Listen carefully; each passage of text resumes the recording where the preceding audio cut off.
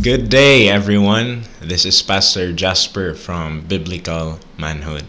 Let's tune in to the voice of the one who calls out the man in us. Once again, welcome. Salamat sa pagbalik sa pagtanaw ni ining programa sa Biblical Manhood. Last week was a great discussion and I'm grateful. Nagbasa ko sa mga response, sa comments, and I'm blessed and grateful to the Lord nga natay mga natunan, natay nakuha, and by God's grace atong ipang-apply atong natunan. Just a little review. Last week we had a topic and it was simply to answer the question, what is man? So we tackled that first, man is God made. It was God who made the man. Secondly, was that man is God designed. That God did not only make the man, but He also made the man with a design, with a purpose to have dominion, to rule over the things He had created. And before that happens, a man must rule himself, to have a self-control. And the third one is that man is God-oriented. That a man, according to God's design, according to how God made the man, is that man is directed by God. Nga pinangunahan, giniyahan siya sa Dios, ang baruganan sa usa ka lalaki, ang prinsipyo pulong sa Dios. Ang usa ka lalaki, kabalo siya maminaw, makadungog siya sa paggiya, asa ang gapangunahan sa Dios, unsa ang gustong himuon sa Dios, siya kanunay nga gapaminaw, kanunay usab siya nga nagstore sa mga pulong sa Dios, sa iyang kasing-kasing, sa iyang hunahuna, naabitaw ning spring of living waters, gatubod ang pulong sa Dios, kanunay gagagiya. In Psalm 1:1-3, nagingon diya nga, on the law of the Lord he meditates day and night. This talks about a blessed man nga mura kuno siya og tanom nga gitanom diha daplin sa sapa nga bisang unsa ang himuon, he prospers, gapamunga gyud tanan niyang himuon. So that's how God made, designed, and oriented man to be.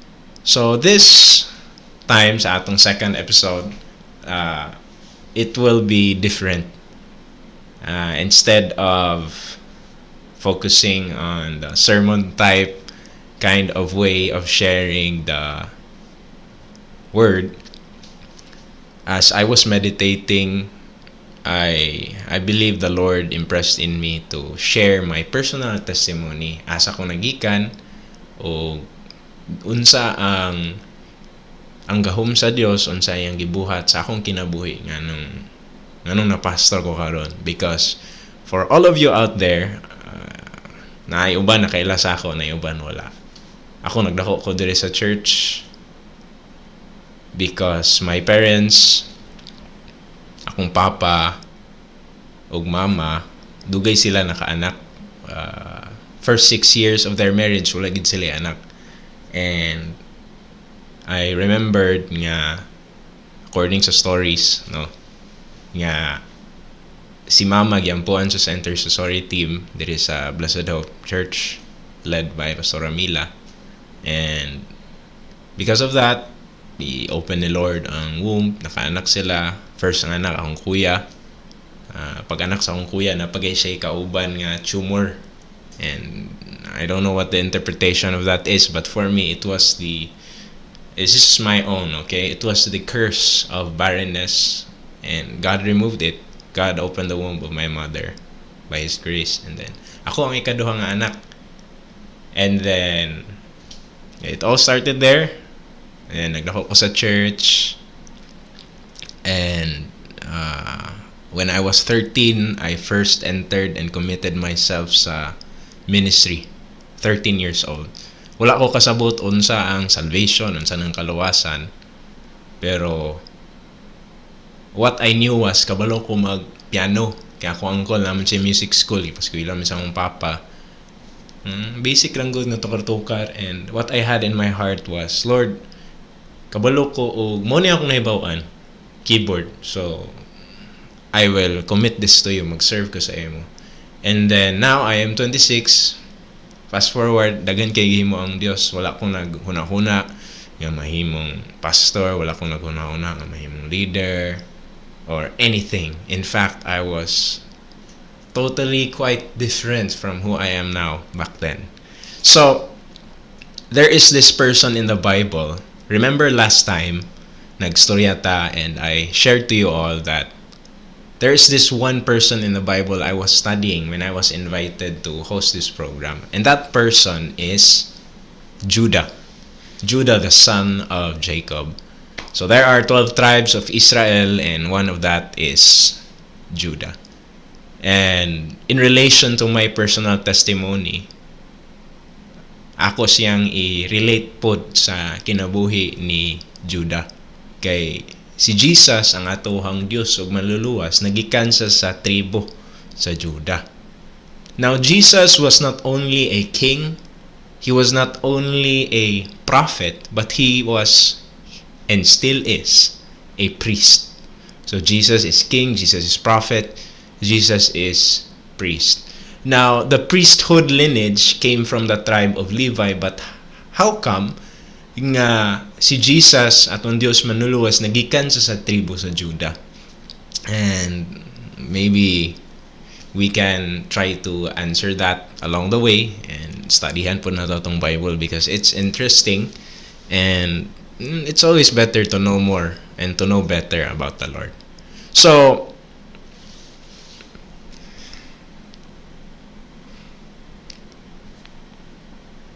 Judah was the fourth son of Jacob through Leah. Si Jacob manggod, kung familiar ta sa story ni Jacob, si Jacob anak siya ni Isaac. Si Isaac anak ni Abraham. Ang panaad sa Dios nagsugod kang Abraham ngadto sa iyahang downline. Pag-abot karon kang Jacob na pud si anak, familiar ta sa story, especially katong mga gabasag Bible, nga si Jacob nakagusto gid kaayo siya kang Rachel, kay guwapahan si Jacob kang Rachel. Motong gi trabahoan ni Jacob ang pamilya ni Rachel, kay naminaw pud siya sa giingon ni Isaac nga kung minyo mo og katong katribo nato, katong kadugo, katong mga naa sa ilang relatives, kumbaga dili bitaw nagkalain nga tribo. Kay si ang igsuon ni Jacob nga si Esau naminyo man pud gud siya og mga Canaanite women or Hittite women. I forgot, i-review lang nato sa Bible, but it was not the tribe of women nga approved sa iyang parents, yet iya gyapon gibuhat. In fact, dili lang usad, duha man siguro to yung giminyoan nga Hittite. So si Jacob minyo gid siya, damili gid siya dito sa iyang relative, the house of Laban, and anak din diya si Leah, si Rachel. So Jacob worked for 7 years para kang Rachel supposedly, pero sa ilahang custom dili man ihatag ang manghod nga babae, naahon man ang ate. So ang gihatag sa papa nila was si Leah. And then pagmata karon ni Jacob, dili man dito si Rachel, mo tong nagsabot sila nga, di ba si Rachel man akong gihaguan atong sabot na ni gihulatan. But it was a byproduct as well of Jacob's deception nga si Jacob kapanghilad pud baya siya, mo tong nakaani pud siya sa iyang gitanom, kay nanghilad man siya, so nailad pud siya. Mo tong after 1 week gihatag dayon si Rachel. And then nagtrabaho again for 7 years si Jacob. So 14 years in total. And along that journey, naghatag ang Dios og mga anak kang Jacob. Genesis 29:35. Once again Leah became pregnant and gave birth to another son. She named him Judah, for she said, "Now I will praise the Lord. and then she stopped having children. So si Judah ang ikaupat nga anak, naa diha si Reuben, si Simon, napud to si Dinah. Now, let's jump to chapter 34 of Genesis. There was a time nga katong igsuon nila nga babae nga si Dinah gi-rape. Okay? Now, katong na-rape si Dinah, ang katong nang rape kang Dinah, nag-try siya og negotiate sa family karon ni Jacob. Gusto gud niya si Dinah, so bahala og lahi sila nga ilang pamaagi, dili sila katawhan sa Dios. Gusto gud niya si Dinah, in love siya kang Dinah, gwapahan siya sa iya. So karon ang mga igsoon o pamilya karon ni Jacob, nasuko sila sa gihimo kay dakutan man kay ang gihimo, mura og tabo man na sa ilahang kapanahonan. Although sa atong generation karon makaingon ta nga normal, but kung nay mahitabo ngay nana nga atong igsuon mahilabtan kung natay igsuon nga babae rape, mubati iya pung taog kasakit. So inana ang gibati karon sa di lang kasakit na ikaulit, na ikapungot, gustong ubalos, nagdumot. Although that's not literally written in the Bible, but we know the human response and reaction, the emotions that stirs within. So, ang ilang gibuhat was, miingon ang igsuon nila ni Dinah nga, ihatag namon si Dinah, pero kami katawhan sa Dios ang timailhan manggod nga ana ang covenant ni Lord sa iyang katawhan kay magpatuli. So, giignan karon nga pagpatuli mo, gusto mong ka mo nga ang inyong katawhan mahimong among katawhan, ang katawhan mahimong inyo, mag-intermarry ang atuhang mga anak. So pagpatuli mo, pero behind their minds, behind their motives, naanaday sila yung giplano nga dautan. Moto nga nagpatuli sila sa ikatulong adlaw, grabe kasakit ang ilahang gituli. Didto dayon karon si Simeon ug si Ruben, ilang gipangunahan, ilang giatake ang katawhan sa nag-rape kang Dinah. To the point nga si Jacob nakaingon siya, unsa man inyong gihimo? Inyo man kung gibutang sa alanganin, mamatay man siguro ko ani sa inyong gihimo. Pero what brought to my attention was when Dinah was raped, only Simeon and Levi slaughtered every male of Shechem's people. Si Shechem tong nag-rape kang Dinah. Judah was not mentioned. And that speaks something of the character of Judah. Genesis 34:25-26. But 3 days later, when their wounds were still sore, two of Jacob's sons, Simeon and Levi, were Dinah's full brothers, took their swords and entered the town without opposition. Then they slaughtered every male there, including Hamor and his son Shechem. They killed them with their swords, then took Dinah from Shechem's house and returned to their camp. Afterward, Jacob said to Simon and Levi, "You have ruined me, you have made me stink among all the people of this land, among all the Canaanites and the Perizzites. We are so few that they will join forces and crush us. I will be ruined and my entire household will be wiped." And to jump to another chapter, in chapter 37, this talks about the story of Joseph. Did you know ang nagpanguna nga ibaligya si Joseph because the brothers were, si Joseph nga anak ni Jacob, kinamanghura, nagplano ang mga igsuon nga ilang patyon si Joseph. Okay, siguro sa ilang pananaw pasikat, kay siya ang gipaboran.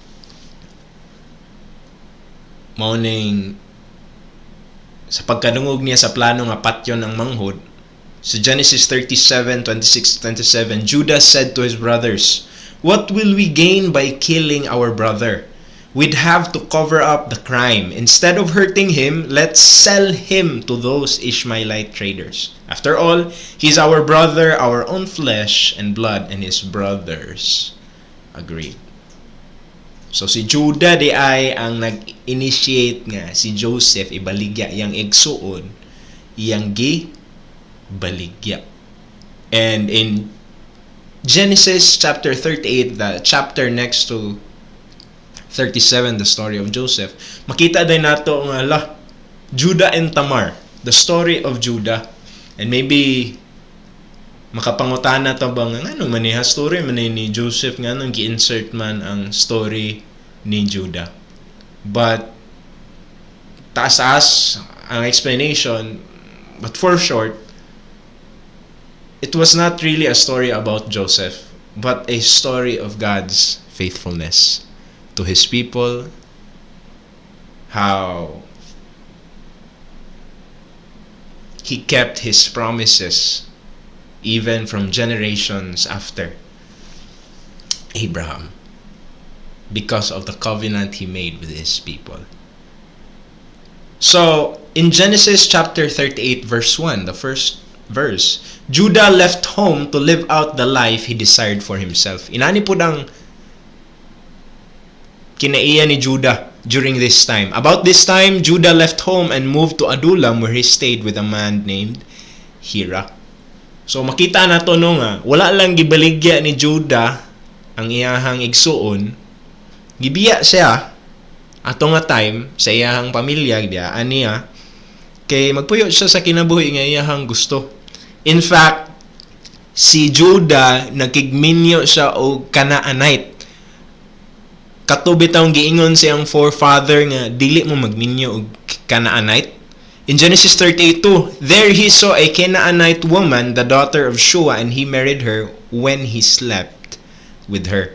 In Genesis 28:1, giingon diri then Isaac called Jacob and blessed him and directed him, you must not take a wife from the Canaanite women. So papa na gyud ni Jacob si Isaac nga anak ni Abraham, nag-ingon kang Jacob nga ayaw mo og kuha og wife nga Canaanite. Pero si Judah nisupak siya, no? Wala lang siya nga gibaligya niya igsuon, wala lang siya nga mibiya sa iyang pamilya, nagkinabuhi sa iyang gusto, nagsinelfish. Wala lang pod nga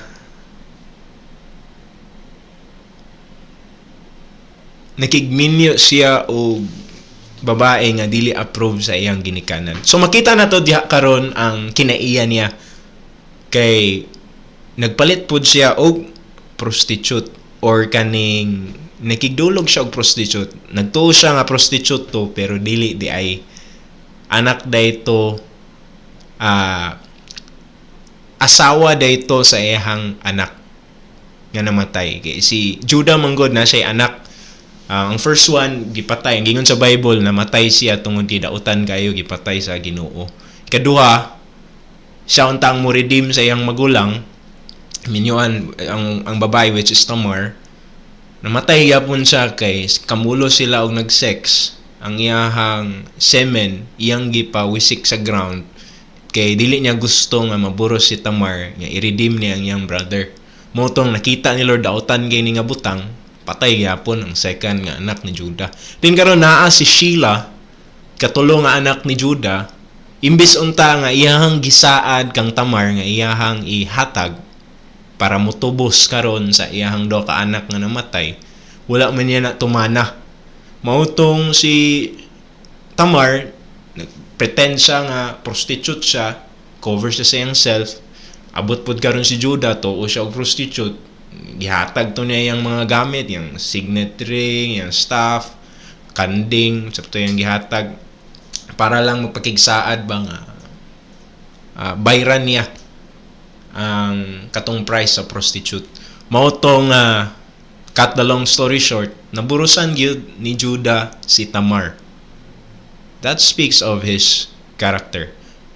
And I don't want to focus just on the wrong things that Judah did, because there was something that Judah did ngano man nga si Jesus naggikan siya sa tribo sa Judah, because Judah transformed into a person. Judah learned from his mistakes.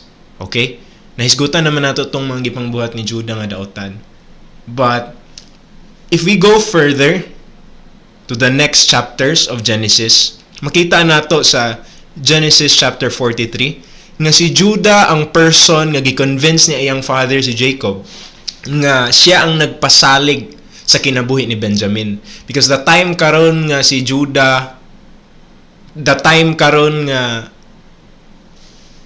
si Joseph nga igsuon nga ilang gibaligya, nahimo na siya karon nga prime minister sa Egypt. And then during that time there was a great famine in the land. Kay ang pag-interpret ni Joseph sa dream sa Pharaoh was 7 years of abundance and 7 years of famine. Now, on the second year of famine, siguro hurot-hurot na yun ang stock sa mga tao, mautong adto sila sa Ehipto. And then karon ang garul si Joseph na ilang isuon, mautong basahalan niyo ang story diya sa Genesis, makita niyo. It's a beautiful story. And si Jacob dili na siya mosugot nga dalon niyang anak si Benjamin ang pinakamanghod kay si Joseph sa una, because their sons, mga igsuon nilang Judah, nag-ingon sila kang sa ilang papa nga si Jacob nga namatay si Joseph bisan og wala ilang gibaligya. Mao to nga dili kumpiyansa si Jacob nga padala si Benjamin, pero mo may ingon karon ni Joseph nga dala niyong manghod si Benjamin, pero wala pa nagpaila si Joseph nga igsuon sila. To cut the long story short, si Judah mo ni convince kang Jacob nga ipadala si Benjamin. Iyang gipasalig ang iyang kinabuhi alang sa kinabuhi siya manghod ni si Benjamin. Also, in chapters 44 to 45, Judah convicted Joseph out of his pretentious role-playing. Kaya nagpa-asif mo man dito si Joseph nga di siya kaila, stricto kayo sa igsuon.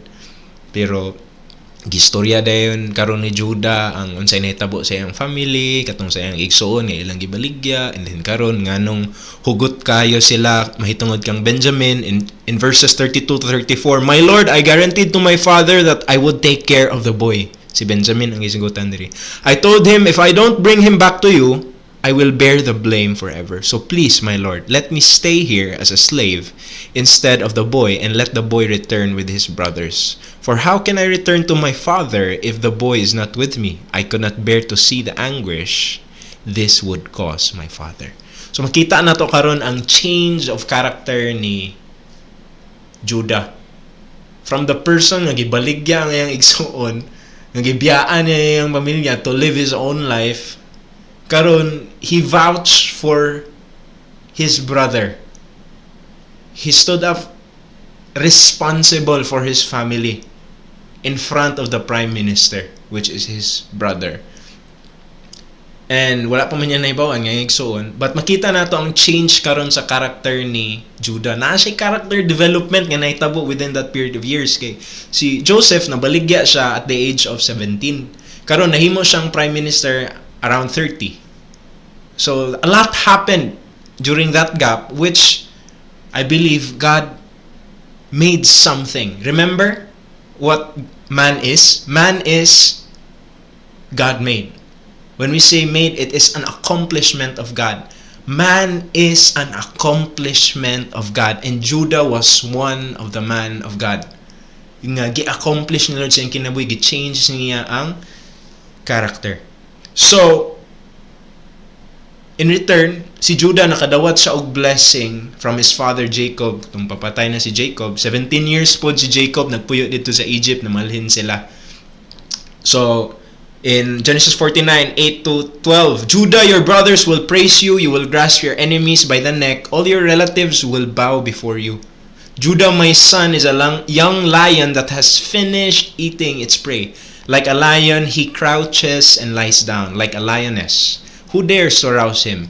The scepter will not depart from Judah, nor the ruler's staff from his descendants, until the coming of the one to whom it belongs, the one whom all nations will honor." I believe that is Jesus. "He ties his foal to a grapevine, the colt of his donkey to a choice vine. He washes his clothes with wine, his robes in the blood of grapes. His eyes are darker than wine, and his teeth are whiter than milk."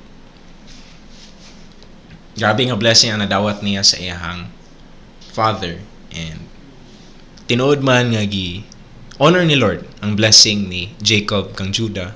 And Jesus came from the tribe of Judah. And did you know, after kang Moses, si Joshua may nag-lead sa katawhan sa Israel ngadto sa gisaad nga yuta sa Dios sa Kanaan. Kaya wa man nakasulod si Moses tungod sa iyang gihimo. Now, duha man gud to sila ka espiya. Kay 12 man to ka spies gipadala sa promised land.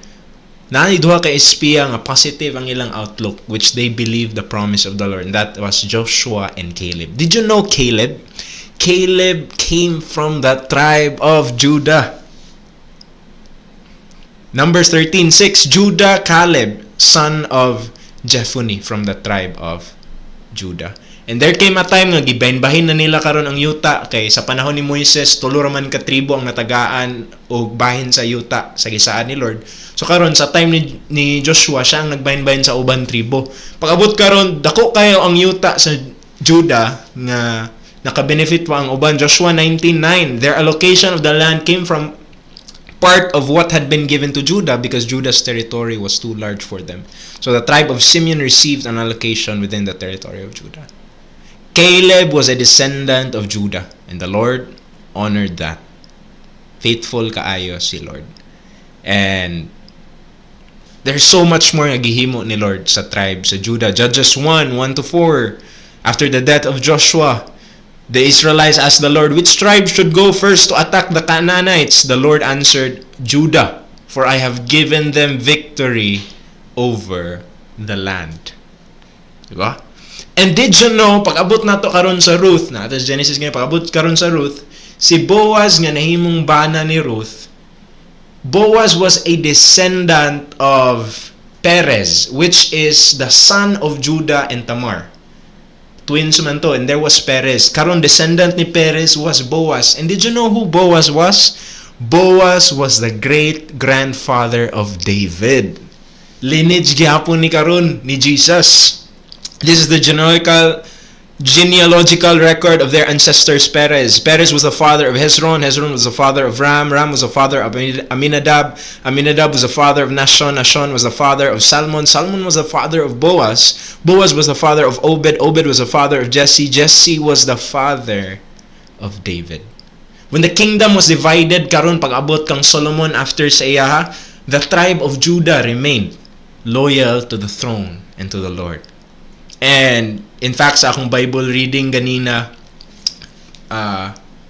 katong ang si Rehoboam, anak na ni Solomon nagday, natipak ang kingdom. Karon si Jeroboam na siya Rehoboam na siya giset nga lain nga king, which is Abijah.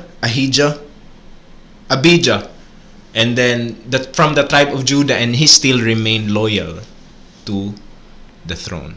The point here is, nga na ako nagipang share sa imo, because just like Judah, we can change. I have done so many things nga I am not proud of. I served in the ministry since I was 13, pero naatoy isa na mga anniversary sa youth nga before mi ng anniversary nagtanaw kog porn. In fact, naatoy isa ka scenario nga nasuspend ko because I was involved with an online syndicate kay nag-add sa ako akong gi-entertain ako hibalo scammer di ay mao tong video call, then gikuha akong video nga image, gibutang din siya sa usa ka porn, and then gi-threat din ko, gi-blackmail, di ka mahatag og kwarta, nganong imo ning gihimo, inana ka, papatayin kita, nato yung mga natong linya. And I realized really na kung ang Dios na plano sa akong kinabuhi, ang yawa na po'y plano. No, the thief comes to kill, steal, and destroy. So, that was the turning point of my life, and that was 4 years ago, 2020.